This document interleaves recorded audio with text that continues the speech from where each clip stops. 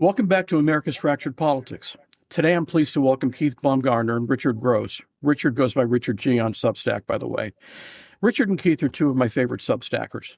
Both of them consistently provide, through their frequent notes, cogent common sense observations on our condition, a really refreshing take. More though, both of these guys have become friends of mine, even though we've never met. And a big part of that, aside from the fact that they're both great guys, is that we share moral values. It's not just a political agreement. We have the same sense of right and wrong, and that usually fosters commonality. Now, I've lost friends over Trump, and I'm sure both Keith and Richard have as well. I can live with it because we no longer have anything in common. But I'd like to get both of your views on all of this because so many have had the same experience. What's the state of friendship in the era of Trump in your views? How do you look at this? What's your experience been? Keith, you go first. Well, I've always been one of those people who thought that, regardless of your political views and so forth, that there was, ways to get along together. A good example is I had a friend. I guess we were probably friends for a little over 30 years, and we did a lot of things together. We even traveled together. We had quite a bit in common, actually. And but when Trump first ran in 2016, he began to say some things that I just became incredibly uncomfortable with it. And it didn't take, probably I dealt with that maybe for a few more years after that, but I finally just had to give it up completely. And I came to the realization that this isn't about political views anymore. I mean, this is about value systems. This is about good versus evil now. And frankly, if people don't align with my value systems now, my inclination is to, move on and enjoy the friends I have that I have some commonality with my value system. Yeah, I have to kind of echo where Keith is coming at, because for me, similar to what Keith is saying, at this point in time, it's really not a question of different political views.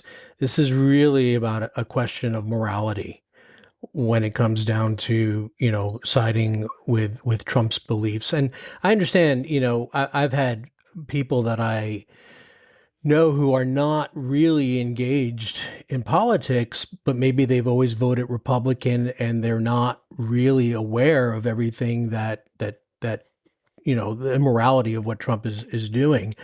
And so it's really, really difficult to engage with someone who is still falling in line or voting Republican just because that's what they've always done without having the knowledge and the education behind it. But I know that there's I've had a lot of conflict with people, and it's one of these things that's really, really upsetting. Where you have friends, you have family, and unfortunately, you just don't see eye to eye. And I think that it has created a wall, if you will, with friendships and family to some degree. And you have to kind of sometimes look past it, agree not to talk about politics whenever you're with someone, family member that's close. But it's upsetting. It's upsetting to have people that you love sometimes side with somebody who is morally bankrupt.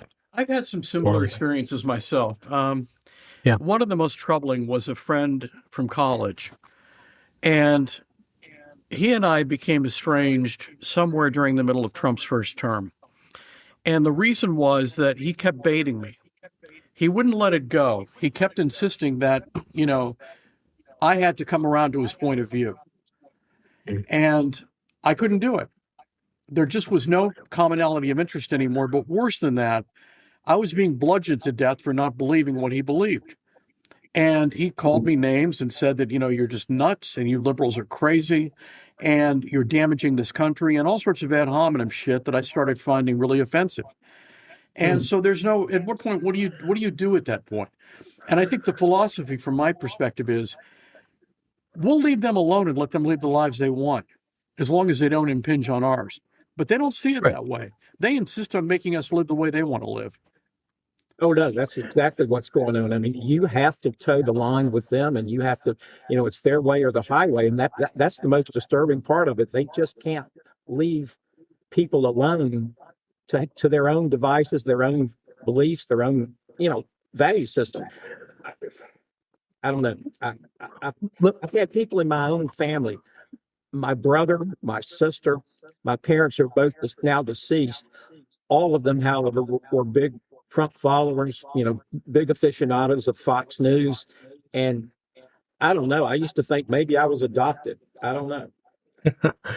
Well, and this is interesting because why is Trump so different than past politicians where people have all of a sudden drawn lines and become more tribal in this atmosphere? Because, there's been political differences that people have had for decades.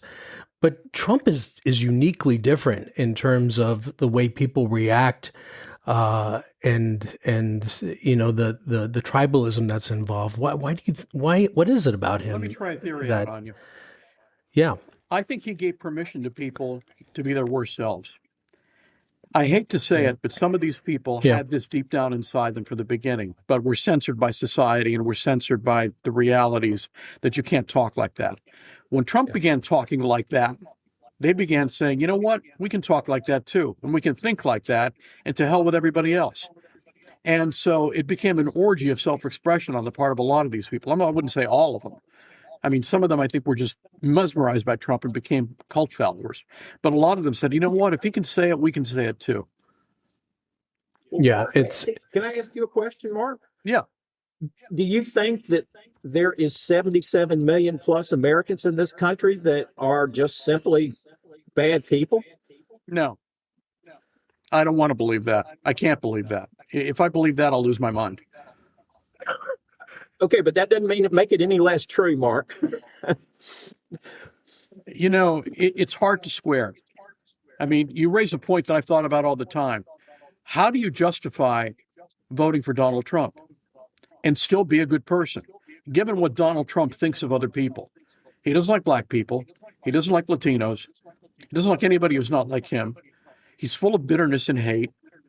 And if you vote for a guy like that, you're basically, endorsing his worldview. And if you're endorsing his worldview, what does that make you? It's interesting because I think that there are people that support Trump that do endorse that. There are hateful people out there. There are people that believe what Trump believes. But I also think that there's a swath of people out there that, like I mentioned before, they always vote Republican, or they like the way Trump talks because they talk like them. You hear that a lot as well. The weird thing about it is that Trump, speaks at a fourth grade level. So I think that there's a lot of people that are just uninformed. I don't want to use words like, stupid and things like that because I don't want to, I don't think that's helpful. But I think they're just really uninformed.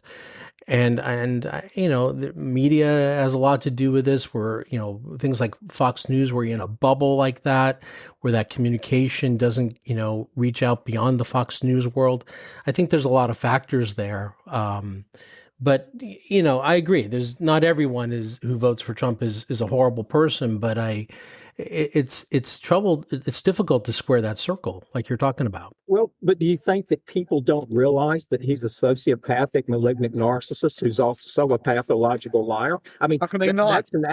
That's an accurate diagnosis by probably thousands of therapists. I believe that 100%, Keith. Absolutely. But I think what Keith is getting at is how can they not know it?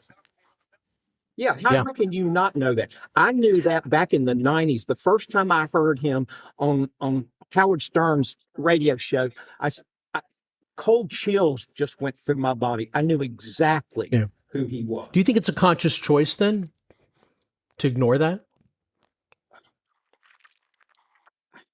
I don't know the answer. They're not all sociopaths, but right. I don't know. I think maybe some people really aren't tuned into things like that, maybe. I think that's true for a lot of them, that they pick and choose what they want to like about Trump and they ignore the rest. Right. I think there's some of that going on too. Let's talk about them a bit in a different context. Once this fever is broken, and it will someday, are these people redeemable? Mhm.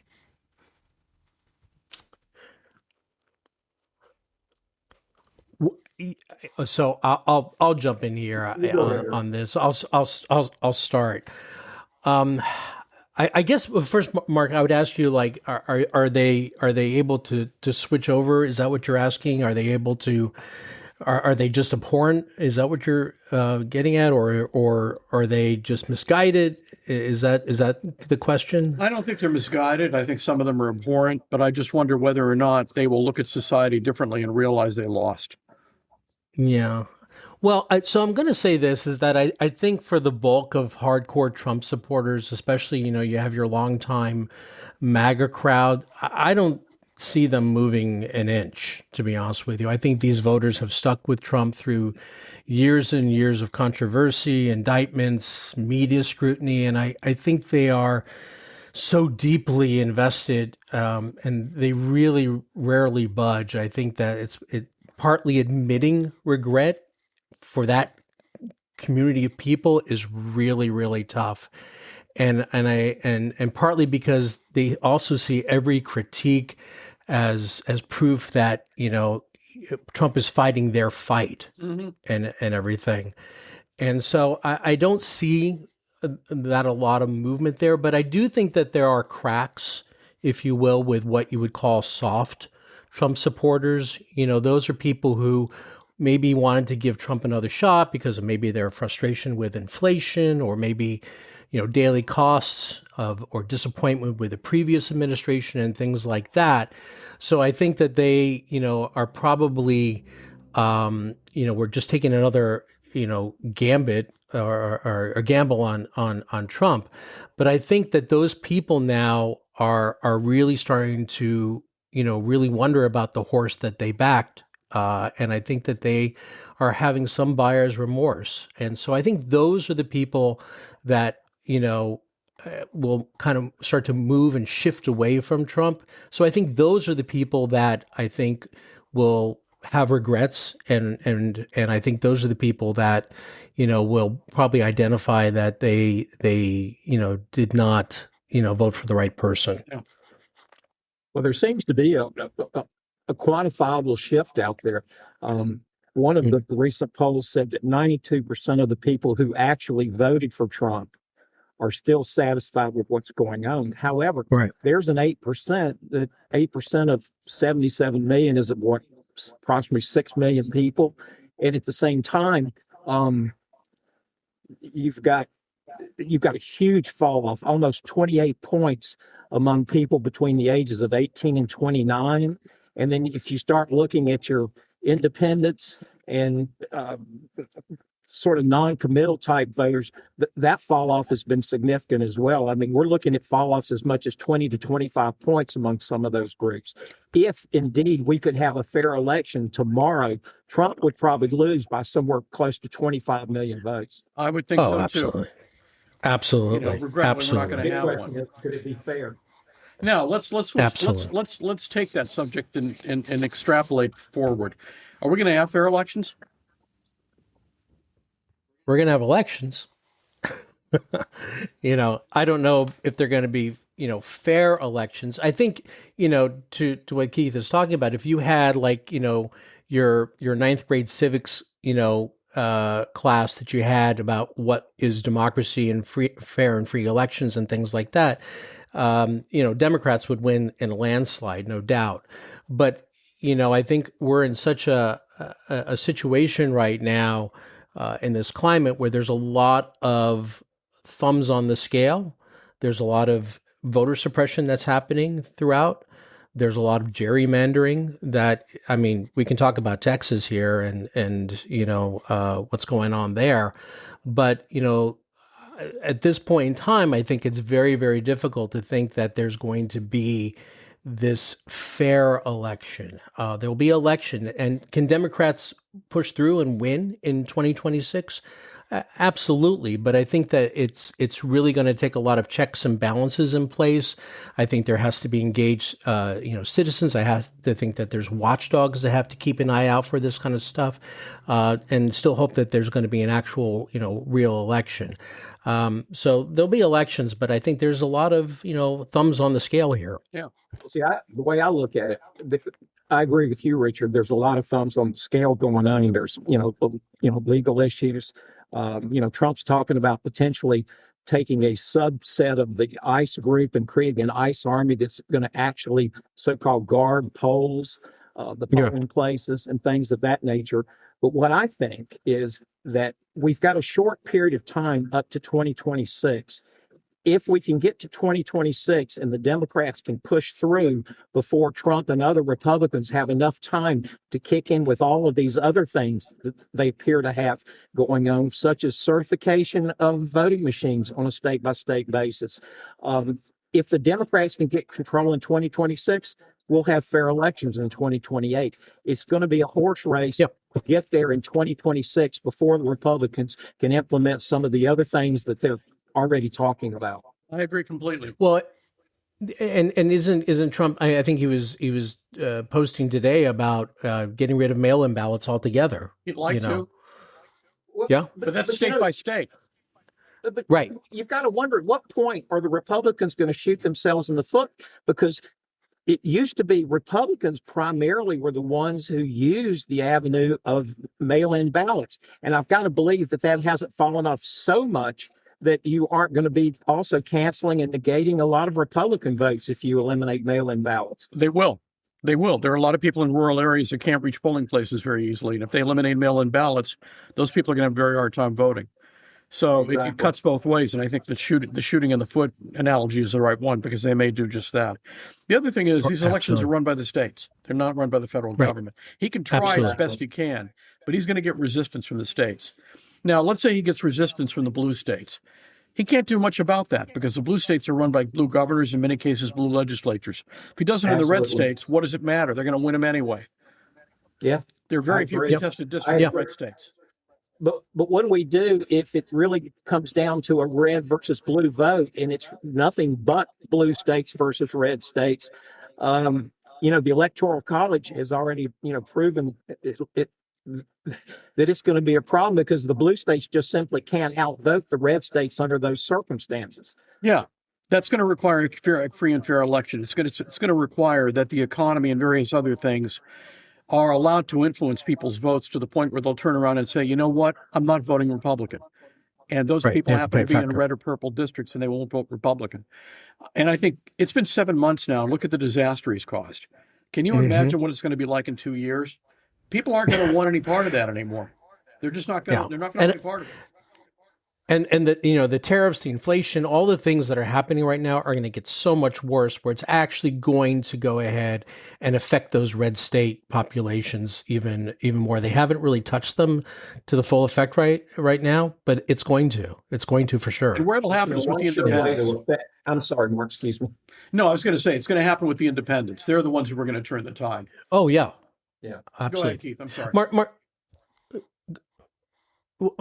I was, if you don't mind, I want to ask you a question, kind of keeping on this idea about with the suppression business, and you're the attorney in the room here, but I'm curious to know your thoughts about what was going with Texas, with the Texas Democrats walking out and keeping a vote for going for remapping. Texas and grabbing an additional 5 seats and everything. If I believe that the Texas Democrats came back today, they did, and I believe that Abbott is calling again for a second special election to occur to try to push this gerrymandered map all through. So my question for you is, what was the impact then? If this gets pushed through anyway, what was the impact of Texas delaying it? Does it have an impact? Is it just, you waited an extra 2 weeks? Public awareness. Public awareness of the problem. Okay. I think it enables a lot of Texans to look at it and say, what the hell are these guys doing? I mean, today they were talking about locking the chamber door and keeping them inside the chamber until they voted. when the vote comes Right. down. Now, I would game this out this way. They're going to get what they want, but they're going to lose in court. And the Supreme Court's going to end up having to hear this. And I challenge the Supreme Court to rule in favor of the Texans because there's no mid-decade census, and there's no situation that allows for what they're doing.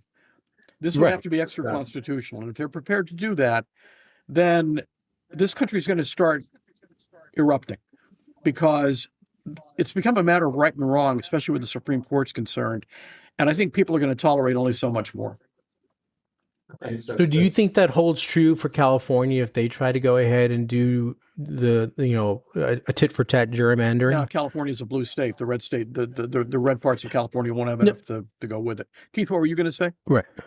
No, to follow up with what Richard was going to say, I do indeed think that the Democrats need to fight fire with fire. So that means that the blue states need to look at their gerrymandering opportunities as well. If Texas, goes through with this and it stands up in the court system, because frankly, I'm losing faith in the Supreme Court. I'm losing faith in parts of the federal court system. I've come to the realization that even if the courts are ruling against these people, they're not paying any attention. No, they're not. They're ignoring it.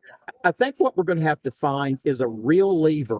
And one of the levers that I've been thinking about is it's fairly well known, and you can prove it statistically, that most red states are actually supported by blue states. Yes. The blue states are sending far more to the federal government than they're taking. The red states are taking far more than they're sending.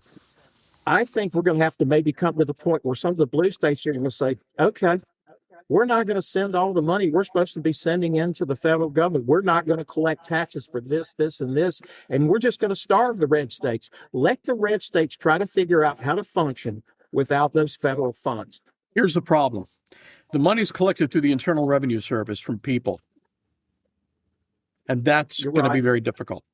I don't know how you get around that. But there are other avenues of revenue that the states have to send, to the federal government. And I think they're going to have to look at every potential way that they can to try to gain some revenue.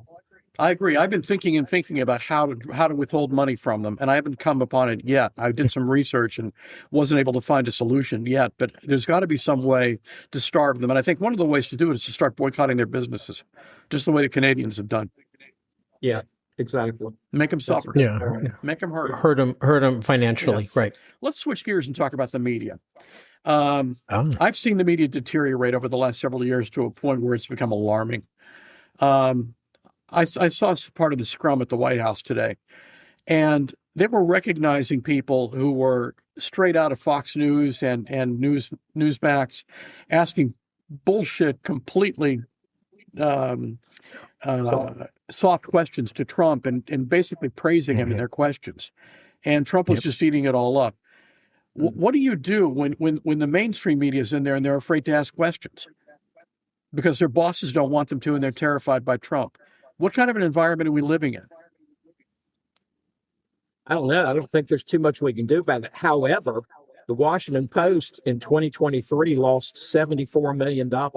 And in 2024, when the numbers come out, they'll probably have lost close to $80 million. That's correct. I think that a lot of the mainstream media, and the reason they're losing money is because there's no confidence whatsoever. The Republicans say that they've walked away from that for years, but now you've got huge chunks of Democrats that say, we can't support the mainstream media anymore because they're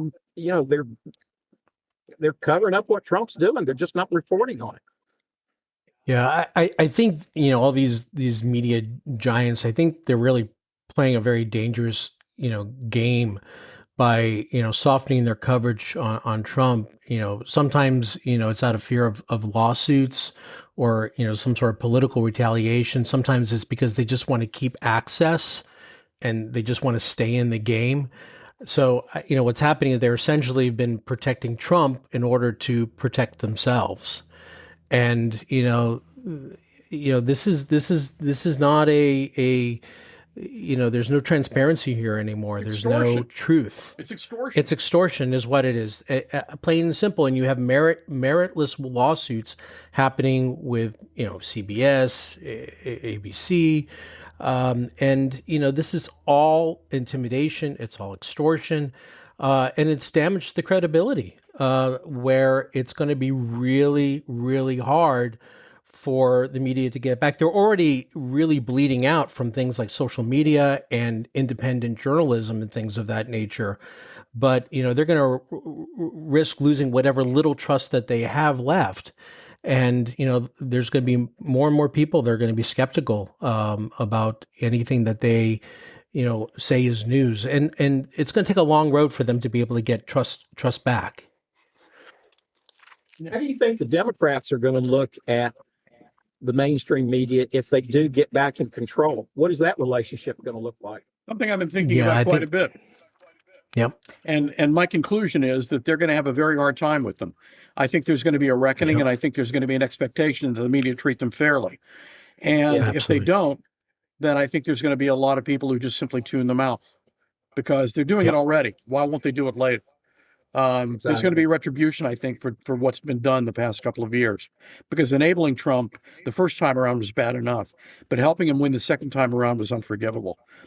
On the Democrats, I want to get to a pet issue of mine. What do you do with a party that seems to want to refuse the right of its left wing to run for office? Yeah.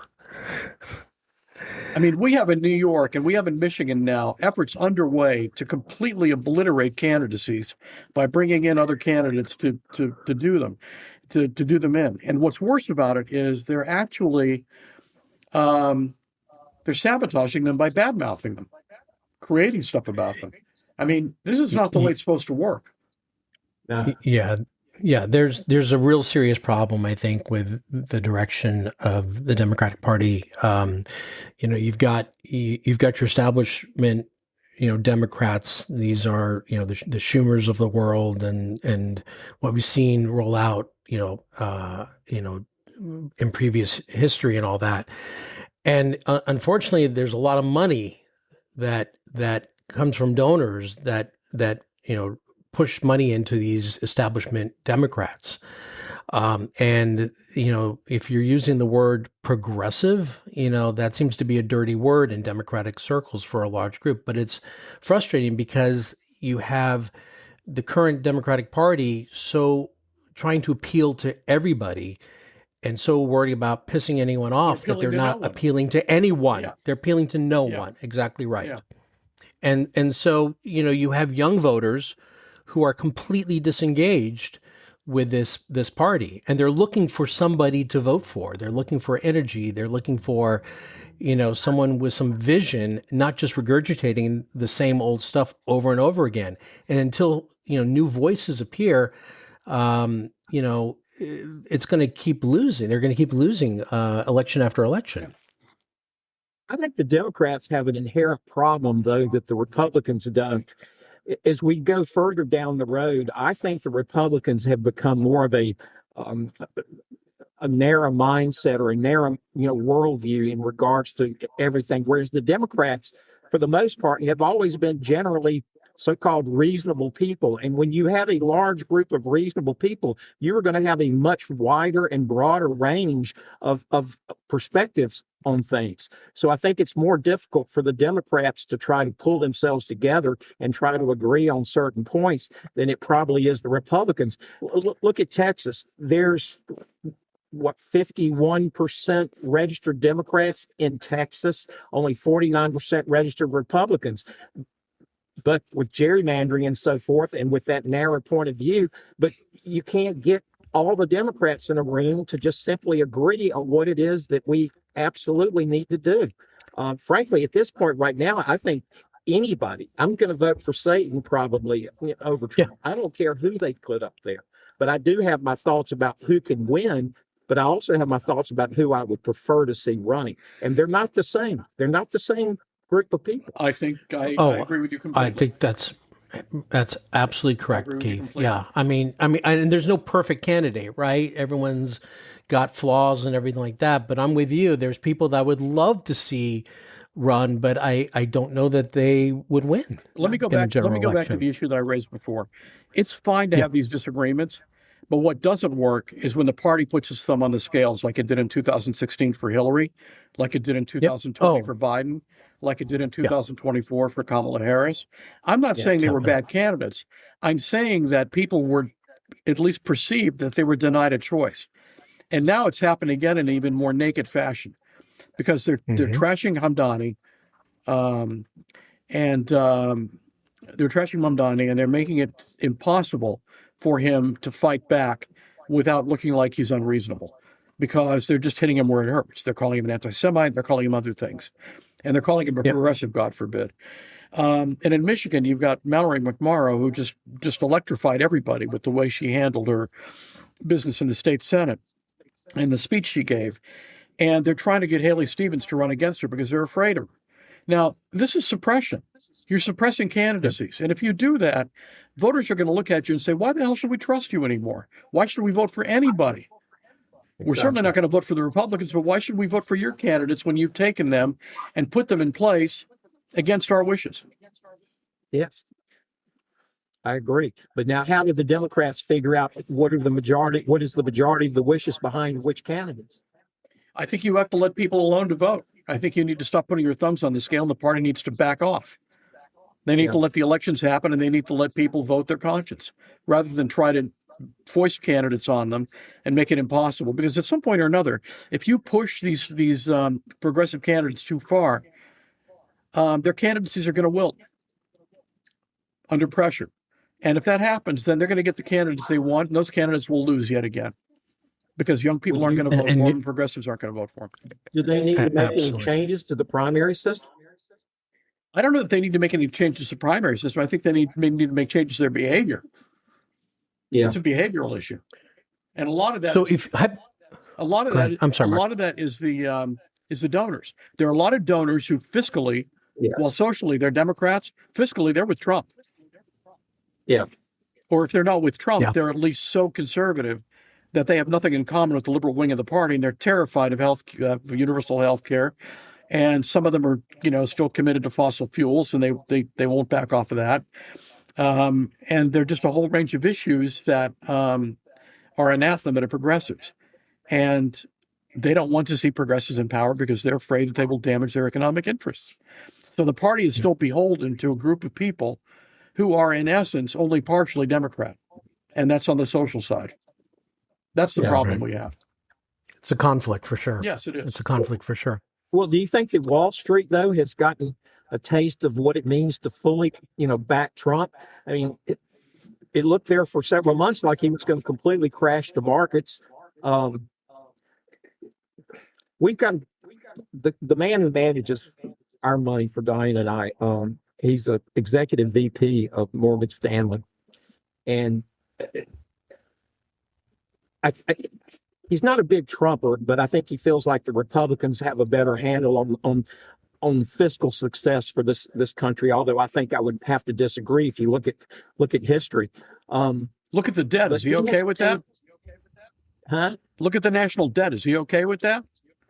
No, he's not, and that's what I'm saying. His tune is starting to change, and it's changed as we've moved along. Even though the market is somewhat stabilized itself a little bit more now, his tune has changed a little bit, and I think I'm starting to see more and more of that too. I don't know if either you can read the Wall Street Journal, but you've got so much of what I'm starting to see in the journal now seems to be almost a climate shift of sorts.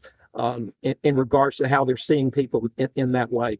So I'm not sure if you're going to see any more, if you're in the future, if we're going to see people who hardline fiscally or Republican, but think socially that we need to, that they're aligning more with the Democrats. I think that's going to have to go away because I think Trump's going to make it go away.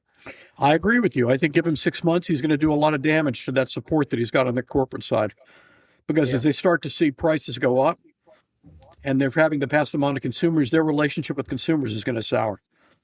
Oh, I know. And tariffs. And now what's scary, Trump's actually considering export tariffs now. Now, Yep. that's business isn't going to Uh-huh. tolerate that. The man knows nothing, and there's nobody there to stop him. That's the problem. Yeah. Nobody. Well, nobody. Everyone's too afraid to stop him. Yeah. No, that's what I mean by nobody there. There's nobody there because Yeah. in the first term you had people who would fight and win You had sometimes, guardrails. but not now. You've got sycophants and nothing. nobody else. But let me ask you, why do y'all think that people are so afraid of Trump? Why do you think that no Republican in Congress will stand up to him? What do you They're think afraid of MAGA. he has on these people? They're afraid of the Yeah. MAGA people. Yeah. And really, it's not really about the Constitution anymore. It's really about power, right? You know, remaining in power, staying in power. And MAGA is the key to, you know, if you're on the side of MAGA, you're going to stay in power, at least from the Republican standpoint. Watch what happens when Do you Trump's think it could numbers dip also down into be the that- 20s. Do you think it could also be that because MAGA actually only really represents about 30% of the electorate? Would y'all agree that that's about the right numbers? That's about right. The problem with that, though, is it's such a huge component of the Republican Party that exactly if right. you did, you know, if you pissed off MAGA, so to speak, then the Republican Party would probably cease to exist. I don't think would be enough left there to actually form a new party unless you could pull over enough moderate Democrats to find some middle of the road type of party. And I think you'd have a very hard time doing that because if you did that, I think you'd almost guarantee Democratic victories going forward. Yeah. Oh, absolutely. At least And, you know, probably the next 20 years. Yeah. And there's a large part of the population that are just simply not engaged at all. You Yeah. know, they're not even voting. So, you know, you've got a huge percentage of those people who are just leaving it up to everyone else. I know. We've got a few 91 minutes. million didn't vote. Yeah, I know a lot of people who didn't vote. Right. We've got a few minutes left. I want to touch a hot button, and that's Gaza. What are the Democrats going to do about Gaza? You've got 91% of Democrats who oppose Netanyahu, and you've got 9% who support him. And yet in Congress, you've got half of the Senate and most of the House that are still with him. Now, AIPAC funds money. It funds groups that give money to Democrats by the bushel load. Chuck Schumer's getting millions. Hakeem Jeffries is getting millions. And they won't even criticize Netanyahu. They're out of step with their voting public. How is that going to reconcile itself? Because we it may well be that Kamala Harris lost at least a couple of states over the Gaza issue. What happens if this persists? I don't think that you can right now, you can count on the U.S. stepping up to protect the people in Gaza. I don't see, anything happening towards that. And I think it's honestly, right now it's the rest of the world that has to take matters into their own hands. And I think, it's really up to, like Europe, the Middle East, and beyond that, to already push for, ceasefires or at least threatening to recognize Palestine as a state if the violence doesn't stop. So if more countries join in and outside the U.S., I think it sends a serious message to Netanyahu and the government that the status quo is not going to fly anymore. But I don't think that I don't think the U.S. is there to be able to is going to be able to go ahead and assist with this. And it's so upsetting. It's genocide. This is what's happening, and we're sitting behind, with our hands, crossed and doing nothing. Yeah, absolutely. You're absolutely right, Richard. Absolutely right. I guess it's like what you said. We're going to have to rely on Europe to maybe drive the weapons pipeline, or anyone that the Belgium said the other day they're going to stop shipping all weapons to Israel. So do the Germans. Absolutely. It's going to require the rest of Europe to shut it down and then start looking on the International Court of Justice orders and go back to the ICC and so forth. There's stuff there with international law that we can do something, but it's not going to come from this country, as you just said. Yeah, I think the countries they're gonna have to start rethinking their ties with Israel. I think they're gonna have to cut military cooperation. I have to think they have to start limiting intelligence sharing, even freezing any kind of diplomatic relations until there's real progress at this point. And I think that kind of pressure maybe can't be ignored until and maybe that might shake things up. But we're sitting on the sidelines as supposedly one of the great powers in the world, and we're doing nothing. And I think it's pathetic. The problem, I think, with the Democrats is that AIPAC is successfully, I mean, AIPAC is a wholly owned subsidiary of Bibi Netanyahu and the war cabinet. Let's be honest about it. AIPAC has basically made the dynamic as follows. If you criticize Netanyahu and the war cabinet's behavior in Gaza, you're an anti-Semite. And no Yes. Democrat wants to be accused of being an anti-Semite by criticizing Gaza, except for a few, Chris Van Hollen and various others. And you know what? They're getting away with it. But the others are terrified. They won't even try. Criticize him. Make it clear that you're not criticizing Israel. You're criticizing Netanyahu and his war cabinet. And that the Israeli people ought to have a choice of somebody that actually is willing to create a two-state solution, or at least create the foundation for a two-state solution, rather than exterminate people by the tens of thousands. Yeah. And let me just say I this. think that's Go the ahead. hurdle is we've got to get past this thing where any criticism of Israel is anti-Semitism.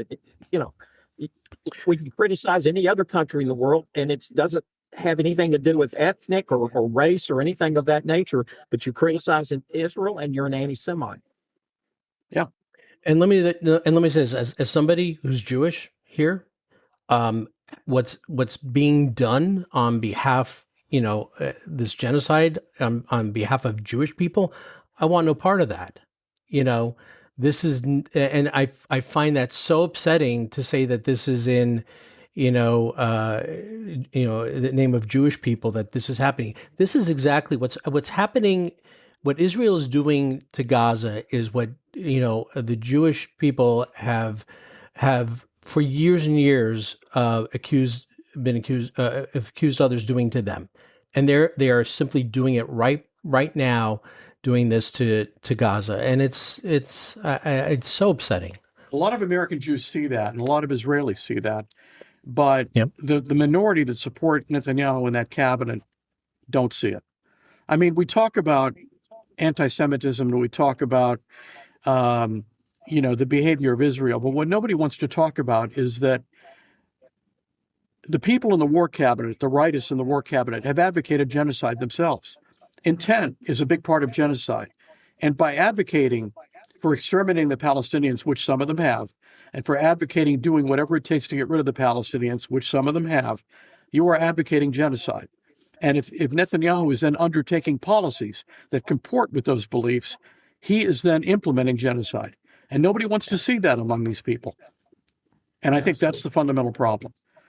Guys, any final thoughts? Mark, it's been a privilege to be on this podcast with you. I admire and appreciate all your work that you're doing, and I just want to say that anyone who reads your Substack or listens to your podcast, you're not just offering up problems, you're offering up solutions as well, and I think that's so needed and so important right now. Well, that's very I kind have of you. to Thank echo you. everything that Richard just said, Mark. We Thank you appreciate your both. voice out there.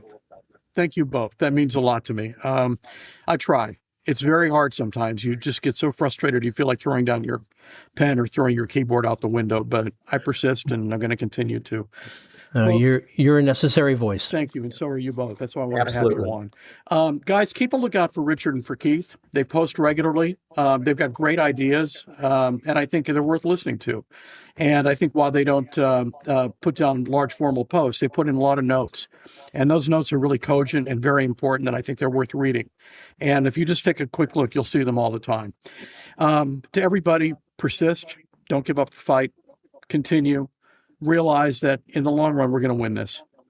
And I thank you all for coming out and listening. And that's a wrap for America's Fractured Politics today. We'll look forward to seeing you next episode. Bye-bye.